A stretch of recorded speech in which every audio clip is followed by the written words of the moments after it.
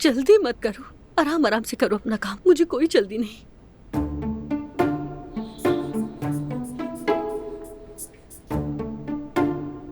फिलहाल तो सब कुछ ठीक है नायला। मैं अपने साथी को बुलाती हूँ ताकि मदद कर दे वो।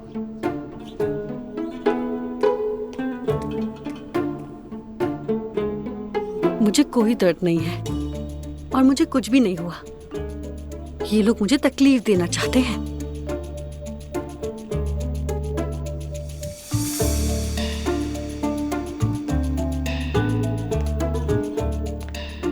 हाँ हाँ नायला ठीक है, आप बिल्कुल फिक्र मत करें। नायला बस थोड़ी नर्वस है, मगर मैं यही हूँ, बिल्कुल ठीक है। हाँ, ऑपरेशन के लिए लेकर जाने वाले हैं। आपको रिलैक्स रहना होगा, टाइम मिले तो आ जाइएगा, ठीक है?